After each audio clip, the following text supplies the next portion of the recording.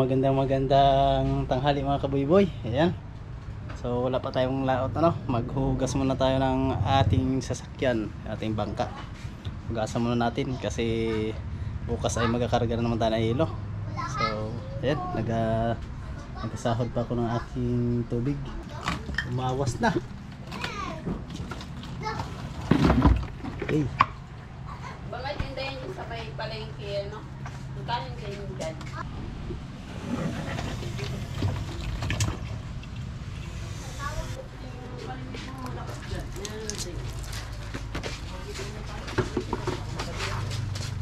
Siguro tayo sa bangka.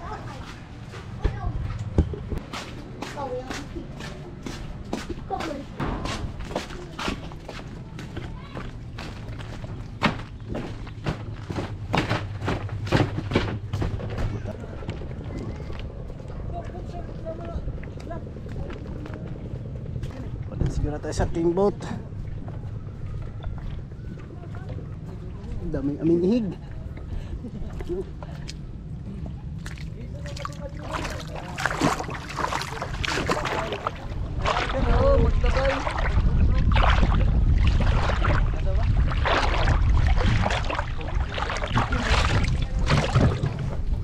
So yun naman yung number to.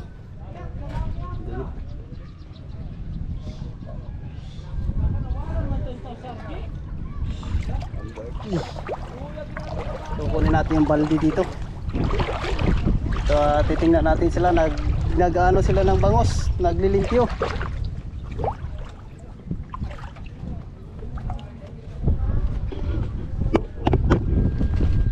Bawi lang nung number 2 kanina. Nakahuli siya ng isang pirasong tuna, 44 kilos.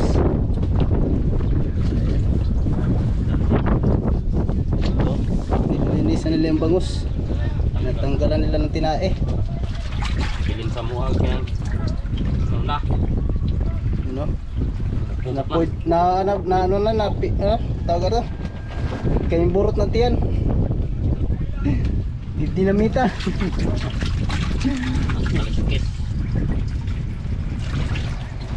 Ilang kilo pa to dito? Ha?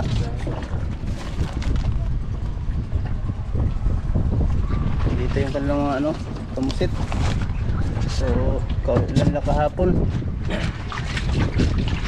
Balik naman sa lao. Kunin ko na yung baldi. Ay, may gisabong pa to. Ay, tapunin. Ito, sa mo. Ito, gamitin ko. Walang butas muna. Sabon pala eh. Ay, gamitin pala ko. Salamat lan. Oo. Ayun o, tinatanggalan dito pa. Si Timoy at si Kapitan Alan. So, hugas muna ako, hugas.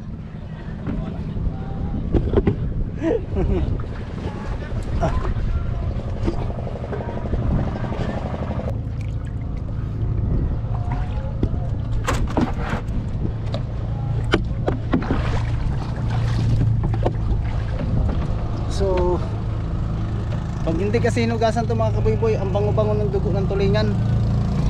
Mabaho, masangsang sa ilong yung amoy na tulingan. Yung dugo niyan, dugo. Okay. Dito. Okay. Ito yung aking ano dito.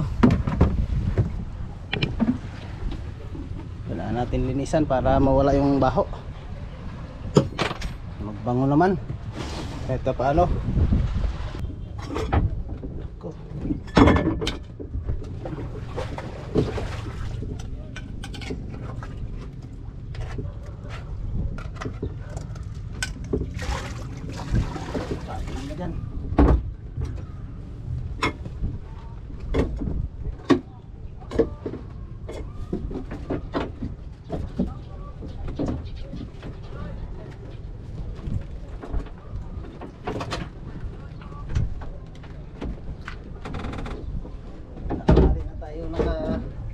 Dito sa bangka kasi may ginawa tayo sa bahay. Nagawa ako ng handle ng ating GoPro.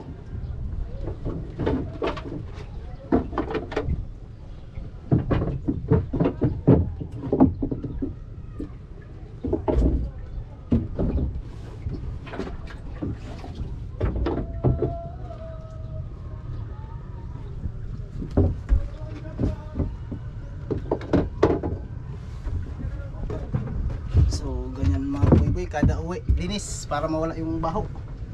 Para pag laot ay mabango na naman. Kasing bango nang.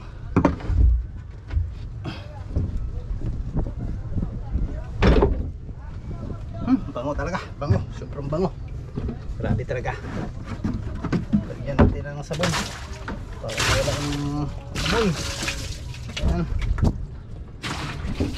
Baluwasan ko muna. Sobrang bango talaga.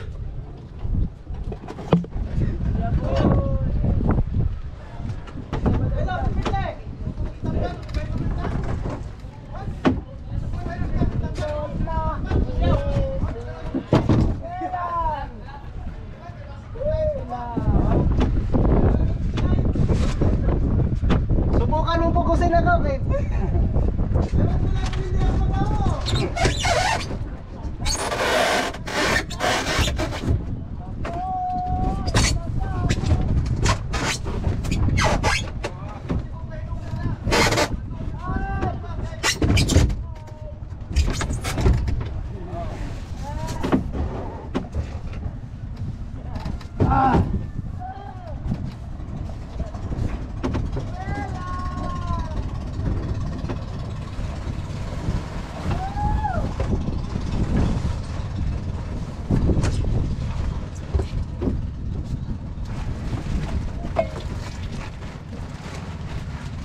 So, subukan akong pilitin.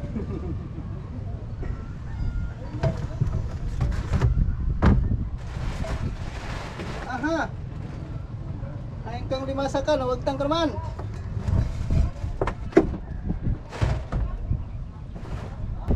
Dito na tayo bukas kay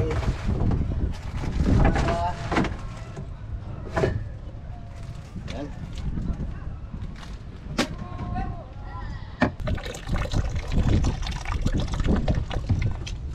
Oops, tama yan.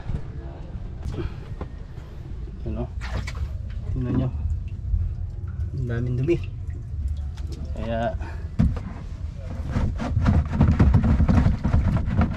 lagyan natin.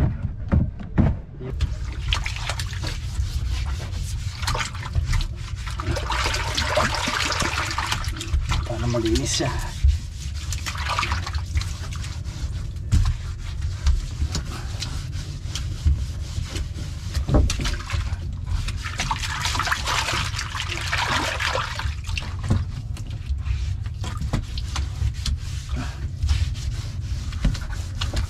Okay.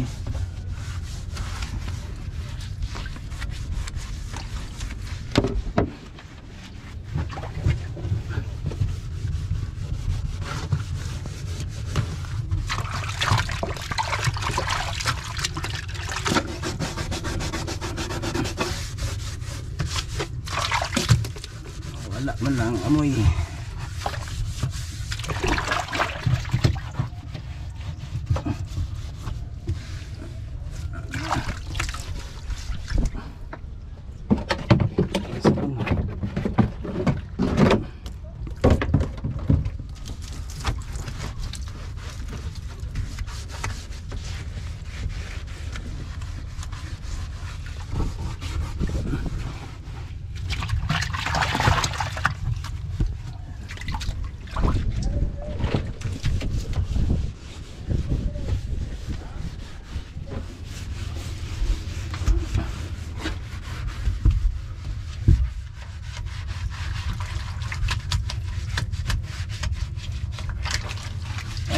Bango ba?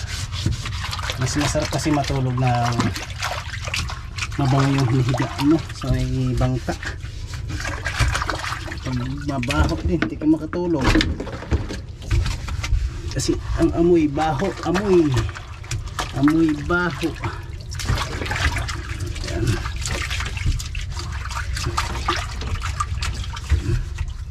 Ito nga pala yung binigyan ni Tito Mimi na makina. Ayan o. So hindi pa natin na-sprayhan mamaya. Papaanin natin, ayusinin ko pa yan kasi may sira ang ano yan. May sira yung kanyang nagasayag yung kanyang ano. Ay ko. Ang sakit na. Nagasayag yung kanyang blower. Ganyan talaga mga kaboy-boy pag nasa dagat oh. Kalawang at asin-asin. So ayan o. Siyempre atin mo nang kaliguin para matanggal yung asin-asin niya.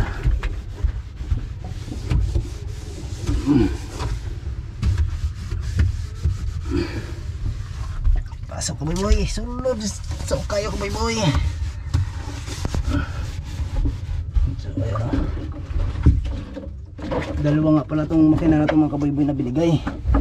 Isang reduction at saka isang straight, yung high speed. Ito kasi yung low speed ng mga gasolina na malaking LC. 12 ang pala nito. Okay.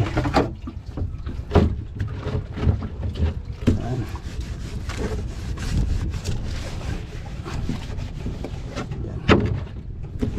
Bango na yan.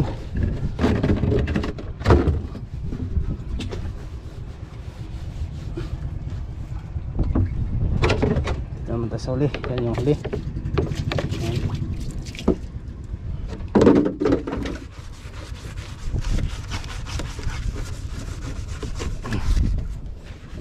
Kailangan mga kaboy-boy kada uwi linis para mawala yung ano, dugo, amoy ng langsa ng isda. Kasi pag hindi mo rin yan lawan ng tabang mga kaboy-boy ang bangka ay madaling madapok. Kailangan pag unload din ng matabang para hindi laging ano, hindi siya babad sa alat. Siyempre ito naman yung mga aquarium natin. Yung mga aquarium natin oh. Kailangan din natin linisin yan, sabunin ang aquarium kasi pag hindi natin sinabon to agamoy, mamatay yung ating matambaka agad pag hindi natin sinabon.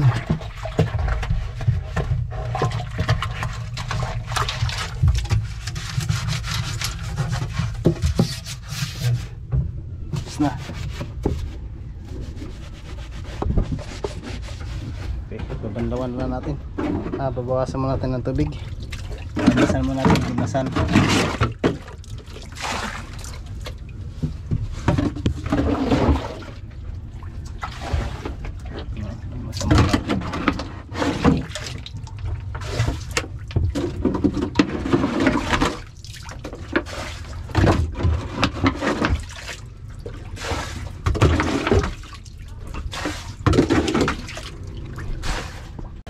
Lawan na natin.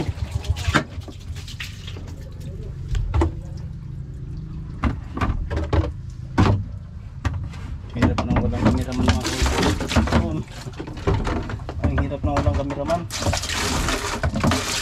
Solo lang tayo.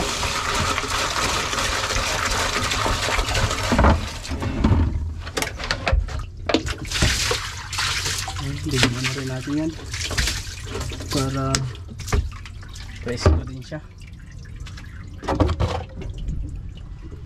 Okay mga kaboy-boy, tapos na ako. So abang-abang na lang po sa ano sunod pa natin gagawin. Tutuwid na naman ako ng ihi. Tapos na ako maghugas. So malinis na yan, mabango na. Kaya doon naman tayo sa ibang gawain. Ayan,